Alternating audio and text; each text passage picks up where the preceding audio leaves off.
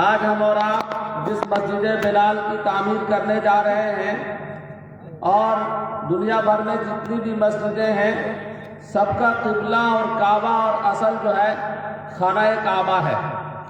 تو جب ہم اپنی مسجدوں کی تعمیر کریں گے تو تعمیر کے وقت میں اس قبلہ اول کو مد نظر ضرور رکھیں گے۔ آپ کو معلوم ہوگا جس آیت کریمہ کی میں نے آپ حضرات کے سامنے تلاوت کی ہے، علماء کرام اس آیت کی تفسیر کرتے ہوئے خانہ کعبہ کی جو تعمیر ہوئی ہے، دوسری تعمیر یا نبی پاک صلی اللہ تعالی علیہ وسلم کی پیدائش سے پہلے جو تعمیر ہوئی تھی، دوبارہ توڑ کر جو بنایا گیا تھا، مختصر آپ اس کو سماعت فرمائیں اور اس کو مد نظر رکھتے ہوئے اسی حساب سے ہم اپنی مسجدوں کی تعمیر کریں۔ جب خانہ کعبہ کی پہلی تعمیر بوسیدہ ہو گئی، کمزور ہو گئی، ٹوٹنے لگی، ابھی آپ صلی اللہ تعالی علیہ وسلم پیدا ہو چکے ہیں لیکن نبوت نہیں ملی ہے۔ نبوت سے پہلے اللہ پاک کس طرح ماحول کو سازگار کرتے ہیں آپ سماعت فرمائیں۔ مشرکین مکہ جو خانہ کعبہ کے اندر 360 بت رکھے ہوئے تھے، بتوں کے پجاری تھے، مورخین لکھتے ہیں کہ ساری برائیاں ان کے اندر موجود تھی، لیکن اللہ الہام فرما رہے ہیں کہ میرے گھر کی تعمیر کرو تو کیسے کرو۔ چنانچہ میٹنگ بیٹھی، میٹنگ میں قرارداد پاس ہوا، مشورے لیے گئے کہ اس خانہ کعبہ کی تعمیر ہوگی۔ ابراہیم علیہ السلام نے جس گھر کی تعمیر کی تھی اس کو نئے سرے سے دوبارہ بنایا جائے گا۔ میٹنگ میں بیٹھے ہوئے لوگوں میں سب سے پہلا قرارداد جو پاس ہوا وہ یہ ہوا کہ اس خانہ خدا میں خالص حلال پیسہ لگے گا۔ اس زمانے میں لوگ چوری بھی کرتے تھے، ڈکیتی بھی کرتے تھے اور بدکاری کر کے بھی پیسہ حاصل کرتے تھے۔ تذکرہ حدیث پاک میں مہر البغی اس میں نہیں لگے گا، یعنی کوئی عورت بدکاری کر کے جو پیسہ حاصل کی ہے اس پیسے کو بھی اس میں نہیں لگا، خالص اپنے خون پسینے کا پیسہ مسجد کی خانہ کعبہ کی تعمیر میں لگایا جائے گا۔ یہ قرارداد پاس ہو گیا۔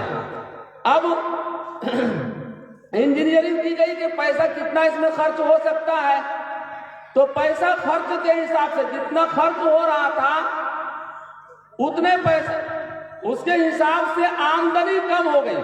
پیسہ جب کلیکشن کیا گیا تو معلوم یہ ہوا کہ اگر اتنے پیسے میں ہم خانہ کعبہ کو تعمیر کریں گے تو پورا تعمیر نہیں ہو سکے گا، اس میں کچھ پیسہ غلط پیسہ بھی لگانا پڑے گا تب پوری تعمیر ہوگی۔ اب مرحلہ ہو گیا کہ کیا کریں، کچھ غلط قسم کے پیسے بھی شامل کر دیں یا خانہ خدا کو چھوٹا کر دیں۔ تو جو حجاج کرام حج کرنے کے لیے گئے ہیں انہوں نے اپنی آنکھوں سے دیکھا ہے، اور جو نہیں گئے وہ خانہ کعبہ کو فوٹو دیکھتے ہیں، اس میں ایک حتیم ٹکڑا گول نما بنا ہوا جو ہے وہ خانہ کعبہ کا حصہ ہے۔ ابراہیم علیہ السلام نے جب بنایا تھا تو یہ جو چھوٹا سا ٹکڑا بچا ہوا ہے یہ بھی خانہ کعبہ کے اندر تھا، خانہ کعبہ سے الگ نہیں تھا، لیکن چونکہ خالص حلال آمدنی پوری تعمیر کے لیے آمدنی نہیں ہو سکی اس لیے اس کو چھوڑ دیا۔ دیکھیے ہیں تو وہ لوگ جن کی زندگیوں میں ساری برائیاں موجود ہے، لیکن جب خانہ خدا کی تعمیر کر رہے ہیں پیسہ گھٹ جا رہا ہے تو خانہ خدا کو چھوٹا کر رہے ہیں مگر اس میں غلط پیسہ نہیں لگا رہے ہیں۔ ہم سب لوگ اس بات کو مد نظر رکھتے ہوئے کہ ہماری مسجد کا رخ بھی خانہ کعبہ ہے، ہم اس پر پورا توجہ دیں گے۔ اب بات کو مختصر کرتے ہوئے پھر مسجد بنے گی کیسے؟ تو مسجد بنے گی ہمارے اور آپ کے پیسوں سے، سب لوگوں کے پیسے سے، اور سب لوگ مل کر جب اس کام کو کریں گے تو قطرہ قطرہ بہم صبر بسیار، دانا دانا است غلہ در انبار، تھوڑا تھوڑا سب لوگ پیسہ نکالیں گے، انشاءاللہ مسجد بن جائے گی۔ ابھی اللہ کے نبی نے فرمایا کہ جو آدمی چڑیے کے گھونسلے کے برابر بھی مسجد میں لگائے گا تو اللہ تعالیٰ اس کو پوری مسجد بنانے کا ثواب دے گا۔ اصل بات یہ ہے کہ اللہ کے یہاں ایسے معاملے میں جب اجتماعی کام ہوتا ہے تو ہول سیل ریٹ میں جیسے کہتے ہیں نا گیہوں کے ساتھ گھڑ بھی پیس جاتا ہے، اور اس کا بھی ویلو لگ جاتا ہے. اسی طریقے سے آپ اپنی استطاعت کے اعتبار سے جو بھی دیں گے اللہ اس کو قبول فرمائیں گے. اور آپ کی نیت چونکہ مسجد بنانا ہے اس لیے اللہ آپ کے لیے جنت میں گھر بنا دیں گے. لیکن ایک بات اور یاد رکھیں, سب آدمی اگر گھونسلہ ہی بنائے گا, اگر آپ کے پاس گھونسلے کے بقدر استطاعت ہو, آپ کے پاس 100 روپے کا استطاعت ہو, آپ 100 روپے دیں گے, اللہ پاک آپ کے لیے جنت میں گھر بنا دے گا. لیکن اللہ نے آپ کو استطاعت دیا ہے بہت زیادہ, آپ کروڑوں کی حیثیت رکھتے ہیں اور 10 روپے میں پار لگانا چاہتے ہیں تو پھر نہیں ہوگا. ایک چھوٹا سا واقعہ سنیے. ایک بادشاہ تھا, اس نے سنا کسی عالم سے کہ جو آدمی دنیا میں مسجد بنائے گا اللہ تعالیٰ جنت میں اس کے لیے گھر بنائے گا. چنانچہ اس نے اعلان کر دیا کہ میں ایک مسجد بناؤں گا اور کسی کو اس میں اپنا پیسہ نہیں لگانا ہے, سارا پیسہ میرا لگے گا. چنانچہ مزدوروں کو بھی متعین کر دیا کہ دیکھو کسی سے کوئی پیسہ کچھ بھی دے گا لینا نہیں ہے. خرچ کرنے لگے, مسجد بن کر تیار ہو گئی. وہ بادشاہ ایک دن خواب میں دیکھتا ہے کہ جنت میں 2 بہت حسین خوبصورت مکان بنے ہوئے ہیں اور ایک مکان میں بادشاہ کا نام لکھا ہوا ہے اور دوسرے مکان میں ایک مزدور کا نام لکھا ہوا ہے. دوسرے مکان میں مزدور کا نام لکھا ہوا ہے. تو بادشاہ بڑا حیران ہوا کہ بھائی ہم نے تو مسجد بنائی تھی جس کے بدلے میں یہ مکان میرے لیے ہے, لیکن یہ دوسرا مکان جو ہے یہ مزدور اس کو کیوں مل رہا ہے. آخرکار مزدوروں سے پوچھنے لگا, اس سے پوچھا اس آدمی سے کہ آخر یہ مکان تمہارے لیے کیسے بنا. کہا بادشاہ سلامت, آپ نے تو اعلان کر دیا تھا کہ اس مسجد میں کوئی کچھ دے گا نہیں, خالص میرے پیسے لگیں گے, حکومت کا بھی نہیں لگے گا. میں نے کچھ محنت مزدوری کر کے کچھ اینٹیں لائے تھے اور آپ کے اینٹوں کے ساتھ اپنے اینٹوں کو رکھ دیا تھا, آپ کے اینٹوں کے ساتھ میں نے کچھ اینٹ رکھ دیے تھے. تو دیکھیے ایک ہے مزدور جس کے پاس پوری مسجد بنانے کی استطاعت نہیں ہے اور ایک ہے بادشاہ جس کے پاس پوری مسجد بنانے کی استطاعت ہے. تو ہم حاضرین مجلس میں بھی 2 طبقے کے لوگ ہیں. کچھ لوگ 2 لاکھ دینے کی صلاحیت رکھتے ہیں اور کچھ لوگ 200 روپے دینے کی صلاحیت رکھتے ہیں. تو جو 200 دینے کی صلاحیت رکھتے ہیں اللہ پاک اس کے 200 کو 2 لاکھ بنا دے گا, اور جو لوگ 2 لاکھ دینے کی صلاحیت رکھتے ہیں وہ 2 لاکھ دیں گے تو اللہ پاک اس کو اسی حساب سے قبول کریں گے. وہ چاہیں گے کہ ہم 200 دیں گے تو پھر یاد رکھیے کہ وہ آپ بادشاہ کے درجے کا ہو کر اور آپ فقیروں جیسے معاملہ کریں گے تو ممکن ہے کہ اللہ تعالیٰ بھی آپ کے ساتھ ویسے ہی فیصلہ کرے. اب کام کا آغاز ہوگا. دیکھیے بستی چھوٹی ہے اور ایک کام جیسے ہمارے علاقے میں اطراف میں رواج چل چکا ہے ڈاک کا, وہ مناسب نہیں ہے. ڈاک وہ مناسب نہیں ہے, یہاں پر ڈاک نہیں ہوگا انشاءاللہ. لیکن ایک ترتیب ہوگی. جیسے اللہ کے رسول صلی اللہ تعالی علیہ وسلم کے کم و بیش 1,24,000 صحابہ ہیں. ان میں سے بڑے صحابہ کتنے ہیں جو بہت نامور ہیں؟ وہ 4 ہیں. سب سے پہلے 4 صحابہ کرام کے نام سے 4 کڑھائیاں رکھی جائیں گی. حضرت ابو بکر صدیق رضی اللہ تعالیٰ عنہ جلیل القدر صحابی ہیں. اللہ کے رسول نے تقاضا کیا کہ اللہ کے راستے میں خرچ کرو. گھر کے سارے سامان انہوں نے جھاڑو لگا کر لے آیا, اللہ کے رسول کے دربار میں رکھ دیا. عمر فاروق رضی اللہ تعالیٰ عنہ نے گھر کا آدھا سامان لا کر رکھ دیا. غزوہ تبوک کے موقع پر حضرت عثمان غنی نے اتنا دیا کہ نبی پاک صلی اللہ تعالی علیہ وسلم نے بے اختیار کر دیا کہ عثمان آج کے بعد سے تم جو کچھ بھی کرو گے اللہ تمہارے سارے گناہ کو معاف کر دے گا. تو حضرت ابو بکر صدیق رضی اللہ تعالیٰ عنہ کے نام پہ پہلی کڑھائی.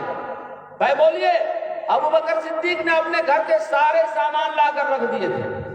جلدی سے بتائیے, پہلی کڑھائی حضرت ابو بکر صدیق کے نام سے. حاجی صاحب امید کر رہے ہیں آپ کی جانب سے کہ آپ جو حاجی صاحبان ہیں وہ آگے بڑھیں. پہلی کڑھائی حضرت ابو بکر صدیق رضی اللہ تعالیٰ عنہ کے نام پر. بھائی ریٹ آپ لگائیں کہ میں لگا دوں؟ آپ لوگ لگائیں گے تو زیادہ مناسب رہے گا. کوئی ڈاک نہیں ہو رہا ہے. 4 صحابی جو ہمارے بڑے صحابہ کرام ہیں ان کے نام سے 4 کڑھائی رکھی جائے گی پہلی کڑھائی حضرت ابو بکر صدیق رضی اللہ تعالیٰ عنہ کے نام سے ہے۔ مفتی صاحب جو ترتیب بتا رہے ہیں بہت عمدہ ترتیب بتایا ہے انہوں نے۔ ہمیں ڈانٹ بھی نہیں کرنا ہے، لیکن اپنے صحابہ کرام کے نام سے ہم قربانی دیں گے۔ تو آپ میں سے بتائیے کہ اپنے طرف سے حضرت ابو بکر رضی اللہ تعالیٰ عنہ کے نام پر پہلی کڑھائی کتنے کی ہونی چاہیے؟ جی بتائیں بھائی گاؤں والے کچھ افراد آپ آگے آئے، مولانا آپ ہی بتا دیجیے لوگ 10,000 روپے معراج بھائی کی طرف سے۔ اللہ ماشاءاللہ دیکھیے آئیے اوپر۔ ماشاءاللہ نعرہ تکبیر نعرہ تکبیر محمد صدیق صاحب ماشاءاللہ۔ بھائی پہلی کڑھائی حضرت ابو بکر صدیق رضی اللہ تعالیٰ عنہ کے نام پر 10,000 روپے آئے ہیں،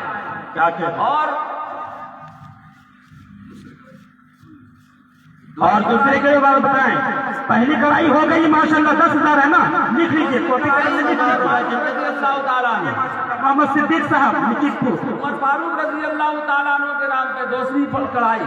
چلیے ماشاءاللہ بھائی دوسرے کڑھائی کے لیے تیار ہو جائے، جو بھی ہمارے بھائی ہیں دوسرے کڑھائی کے لیے کھڑے ہو جائے۔ ماشاءاللہ دیکھیے پہلا کڑھائی آ چکا ہے ہمارے صدیق بھائی کا، اب دوسری کڑھائی ماشاءاللہ دیکھیے محمد معراج بھائی دیکھیے ماشاءاللہ نعرہ تکبیر نعرہ تکبیر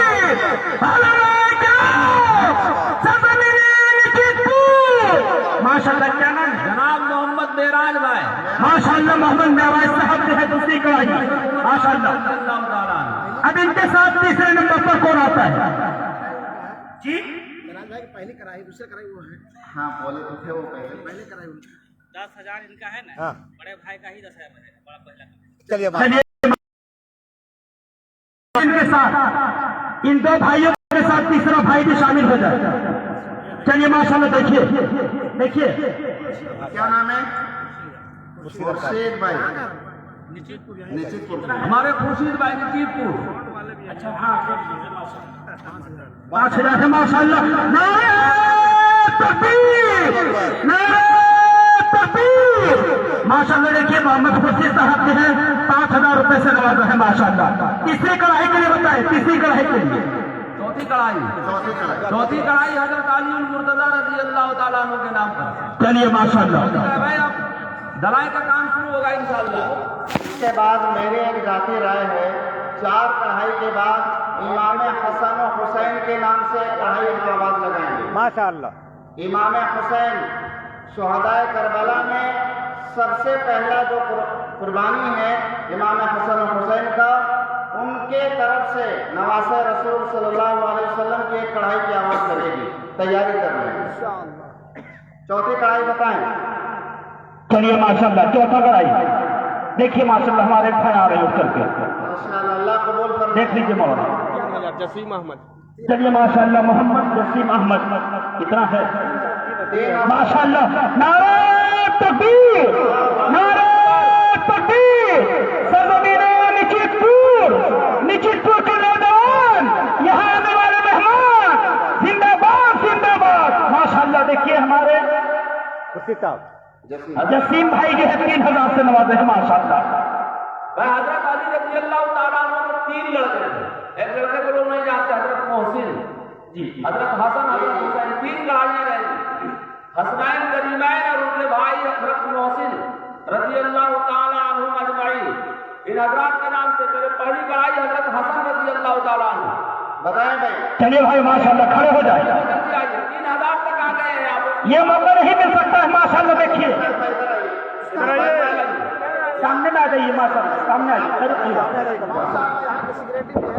یہاں کے سیکریٹری ہے ماشاءاللہ، کیا نام ہے آپ کا؟ مشتاق صاحب ہے۔ مشتاق صاحب میں ان کے بارے میں بات کرنا چاہتا ہوں، مگر زبان پر نہیں بولنا چاہیے۔ مسجد کے معاملے میں اتنا فکر مند آدمی، اتنا فکر